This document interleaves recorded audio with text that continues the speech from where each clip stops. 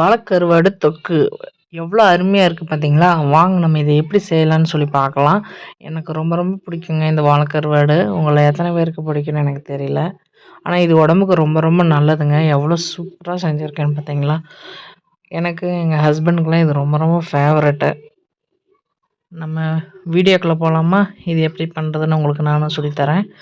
இந்த மாதிரி வாழைக்கருவாடை எடுத்து வாஷ் பண்ணி வச்சுக்கோங்க. இதுதான் வாழைக்கருவாடு, பட்டையாக இருக்கும். தண்ணி ஊற்றி வாஷ் பண்ணதுக்கப்புறம் ஊற வச்சுக்கோங்க. இது நல்லா ஊறட்டும். அதுக்குள்ளே நம்ம வடைச்சட்டியில் எண்ணெய் ஊற்றிக்கலாம். நாங்கள் கல்லெண்ணெய் தான் யூஸ் பண்ணுவோம். நல்லாயிருக்கும். நீங்களும் ட்ரை பண்ணி பாருங்கள். கல்லெண்ணெயில் கொஞ்சம் கடுகு, அது பொரிஞ்சதுக்கப்புறம் வெங்காயம், பூண்டு, கருவேப்பிலை, தட்டி வச்ச பூண்டு உள்ளே போட்டுக்கலாம். கொஞ்சம் வெங்காயம், கருவேப்பிலை, ஒரு தக்காளி, ரொம்ப தக்காளி போட்டுறாதீங்க.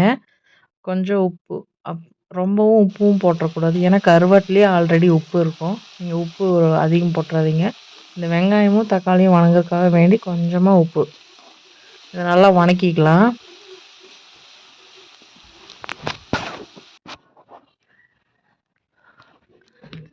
கருவாடு நல்லா வாஷ் பண்ணி வச்சுருக்குறோம். நல்லா ஊறிடுச்சு. இதை எடுத்து நம்ம வடைச்சட்டியில் போட்டுக்கலாம். வெங்காயமும் நல்லா வணங்கிருச்சு. கருவாடையும் போட்டு நல்லா வணக்கிக்கலாம். நல்லா வணக்கியாச்சு.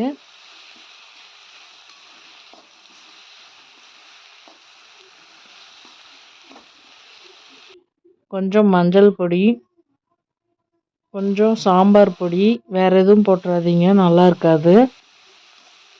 இந்த 2 பொடி தான் மெயினு. பொடிகளையும் போட்டதுக்கப்புறம் கொஞ்சம் வணக்கிக்குங்க.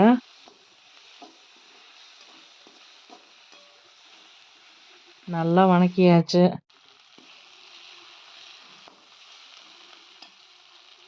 நம்ம இதில் தண்ணி ஆட் பண்ணிக்கலாம். சின்ன டம்ளரில் 1 டம்ளர் மட்டும் தண்ணி. நம்ம குழம்பு செய்யல, நம்ம தொக்கு தான் செய்கிறோம். நீங்கள் தண்ணி அதிகமாக ஊற்றிடாதீங்க. கொஞ்சமாக ஊற்றினா தான் நல்லா சுண்டி வரக்கு நல்லாயிருக்கும். நல்லா கொதி வந்துருச்சு.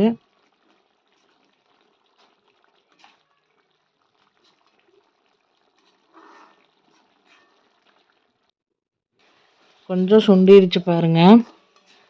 இதை கொஞ்சம் கிளறி விட்டுட்டு இன்னும் கொஞ்சம் வேகட்டும். அதுலேயே இந்த கருவாடு நல்லா வெந்துடும். இங்கே பாருங்கள் எவ்வளோ சூப்பராக ரெடி ஆயிடுச்சுன்னு. நல்லா தொக்காக ரெடி ஆயிடுச்சு. சூப்பர், செம்மையாக செஞ்சிட்டோம். இப்போ பிளேட் எடுத்து அதில் சாப்பாடு போடலாம். நல்லா நிறையா சாப்பாடு போட்டு சுட சுட இருக்குது. அப்புறம் அந்த சூடான கருவாடு தொக்கை வச்சு இப்படி சாப்பிடணும். அப்படி இருக்குங்க அருமையாக. எவ்வளோ சூப்பராக வந்திருக்குன்னு பார்த்தீங்களா? நல்லா கெட்டியாக நல்லா வெந்திருக்குது. மெயினாக கருவாடு தொட முடியல, ரொம்ப சூடாக இருக்குதுங்களா. சூப்பராக வெந்துருச்சு. ரொம்ப ரொம்ப நல்லது உடம்புக்கு கருவாடு. நீங்களும் செஞ்சு ட்ரை பண்ணுங்கள். பாய் பாய்.